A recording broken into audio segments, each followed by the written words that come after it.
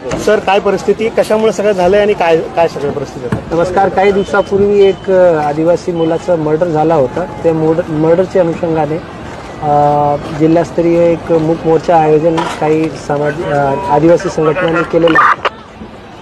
त्या मोर्चामध्ये जे काही चार्जअप मुलं होते आणि काही असामाजिक तत्व होते, त्यांनी निवेदन दिल्यानंतर जे शासकीय कार्यालयाचे प्रेमाइसेसमधली जे काही गाडी होती ते तोडफोड करण्याचा प्रयत्न केला. त्यांना नाईलाजास्तव आपल्याला सौम्य लाठीचार्जचा वापर करून डिस्पर्स करण्यात आला. त्यानंतर जे रिटर्निंग क्राऊड होती त्यांनी दगडफेक केली आणि त्यांनासुद्धा आता डिस्पर्स करण्यात आला. शहरामध्ये सध्या शांतता आहे आणि पोलीस पेट्रोलिंग सुरू आहे.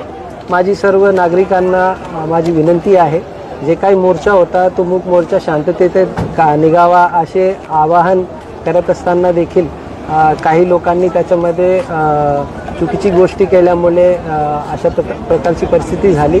तर सर्व नागरिकांना माझी आवाहन आहे, पोलीस प्रशासनाने त्या तपासामध्ये सुद्धा काम केलेलं आहे आणि आतासुद्धा पोलीस प्रशासन सर्व जे काही परिस्थिती आहे त्याला हाताळत आहे. कोणी अफवावर विश्वास ठेवू नये आणि कुठल्याही प्रकारची गैरकायदेशीर गोष्टी किंवा कायदा हातात घेऊ अशा प्रकारची कोणी कृती करू नये, अन्यथा त्यांच्यावर कडक कारवाई करण्यात येईल. सर, धन्यवाद. किती जखमी आहे सगळ्या घटनेमध्ये? आता सांगणं थोडंसं कठीण आहे, कारण वेगवेगळे जवळपास 15,000 ते 20,000चा मॉब होता आणि त्याच्यामध्ये